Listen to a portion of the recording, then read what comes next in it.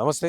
ఈరోజు అసెంబ్లీ సమావేశాలు స్టార్ట్ అయిపోయినాయి. సో, ఈ సందర్భంగా ఈరోజు రేవంత్ రెడ్డి గారు మాజీ ముఖ్యమంత్రి కేసీఆర్ దగ్గరికెళ్లి కలవడం జరిగింది. సో, అక్కడ హరీష్ రావు గారు అక్కడ కేటీఆర్ అండ్ పాడి కౌశిక్ రెడ్డి. సో, వాళ్ళిద్దరూ కూడా రెస్పెక్ట్ ఇవ్వకుండా నిలవడం ఇదంతా కూడా సోషల్ మీడియా చాలా పెద్ద ఎత్తున ప్రచారం జరుగుతోంది. సో, ఈ అంశం పైన మాట్లాడదాం. అలాగే ఈరోజు అసెంబ్లీలో లీల గురించి చర్చకు రండి అని చెప్పి రేవంత్ రెడ్డి గారు పిలిచారు. సో, అలాగే కేవలం వచ్చి 3 నిమిషాల పాటే అసెంబ్లీలో కేసీఆర్ ఉండి వెళ్ళిపోయిన పరిస్థితి.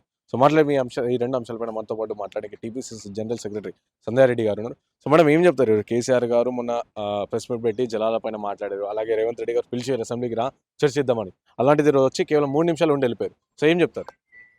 ఇప్పుడు మొన్న ఏమన్నాడు? హ్మ్. నేను అసెంబ్లీకి వస్తున్నా. హ్మ్. ఈ రోజు నుంచి ఒక లెక్క, రేపటి నుంచి ఒక లెక్క అన్నాడు. అవును. ఏది మరి లెక్క? హ్మ్. గుండెలు హార్ట్ అటాక్‌లు వస్తాయని. ఎవరికొచ్చింది హార్ట్ అటాక్? హ్మ్. ఎవరికొచ్చింది? హ్మ్. పెన్షన్ ఆఫీస్‌కి పోయి పెన్షన్ కోసం సంతకం పెడతారు చూడు. హ్మ్. సంతకం పెట్టి పోయిండు. హ్మ్. నెల జీత కోసం. అంతే తప్ప కేసీఆర్ ఏం చేయడండి. ఏం లేదక్కడ. హ్మ్. ఎవరో అందరు ఎంబడి పడ్డందుకు బీఆర్ఎస్ నాయకులు వచ్చిండు తప్ప హ్మ్. వేరేదేం లేదు. ఇంకొకటి 6 ఫీట్లు వెదిగిండు హ్మ్. కౌశిక్ రెడ్డి. హ్మ్. ఒక ఎమ్మెల్యే. హ్మ్. ఈయన 2 సార్లు మంత్రి పదవి చేసిండు, వర్కింగ్ ప్రెసిడెంట్. కనీసం మినిమం కామన్ సెన్స్ లేకుండా హ్మ్. ఒక రాష్ట్ర ముఖ్యమంత్రి వచ్చినప్పుడు ఎట్లా కూర్చుంటామి? హ్మ్. రెస్పెక్ట్ ఇచ్చిరా? మరి ఈ మొఖాలు సీఎంకి రెస్పెక్ట్ ఇవ్వకపోతే తెలంగాణలో నియోజకవర్గాలలో వీళ్ళని ఎవడైనా ఎమ్మెల్యే లాగా చూస్తారా? వీళ్ళు మనుషులేనా అసలు? హ్మ్. ఆ? ఇదా రాజ్యాంగం అంటే ఇదేనా?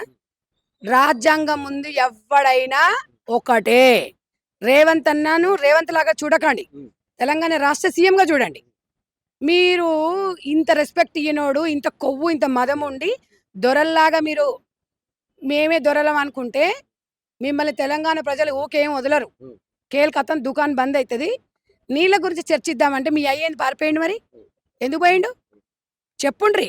మరి దీనికి ఆన్సర్ చెప్పాలి. తెలంగాణ భవన్‌కి పోయి జర అడుగుతాం మీ. ఎందుకంటే ఓ చుచ్చు. ఎవరు చుచ్చుబడ్డది? రేవంత్ రెడ్డి గారు నమస్కారాన్ని ప్రతి నమస్కారం చాలా చక్కగా పెట్టుకురు. ఆయనకున్న విజ్ఞతకి మేము కూడా ధన్యవాదాలు తెలుపుకుంటున్నాము. మాకు కూడా చూడాలని ఉండే. చూద్దాం ఏం చర్చ చేద్దారని. మేము ఎక్స్పెక్ట్ చేసింది ఇది. కాకపోతే రాడు అన్నాడుగా, రాకుంటే బాగుండు తెలంగాణలో అందరూ మళ్ళీ ఏమైనా అయితమేమో అన్నట్టుగా, బాగుండదు అన్నట్టుగా వచ్చిండు. ఇది వీళ్ళ పరిస్థితి. వీళ్ళు ఏం చర్చలు చేయరు తమ్మి. అలా భయం ఏందంటే ఫోన్ ట్యాపింగ్, వీళ్ళు ఈ కార్ రేసుది, ఇవన్నీ ఎక్కడ బయటపడతాయో.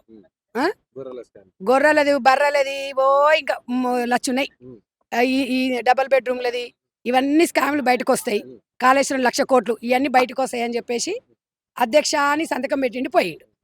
మరి ఇంక ఇది బీఆర్ఎస్ పార్టీ పరిస్థితికి ఇట్లుంది.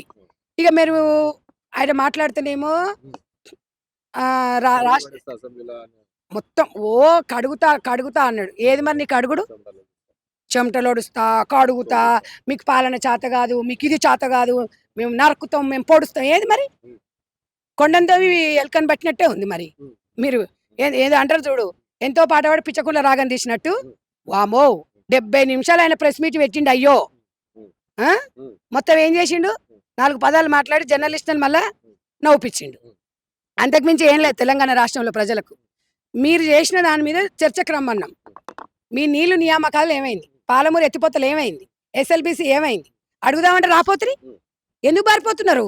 మరి ఈ సమాధానం బీఆర్ఎస్ వాళ్ళు చెప్పాలి. అమ్మ మరి అంటారు కదా, మరి ఎందుకు వచ్చి ఏం చెప్పలేదంటే మళ్ళీ చెప్తారుగా. పోయి ఆ పావన్ గౌడ్ని అడుగుపో చెప్తుంది. బాపు వచ్చిండుగా, బాపు మరి ఎందుకు మళ్ళీ వారిపోయిండు? అడుగుపో, పోయి అడిగితే చెప్తుంది.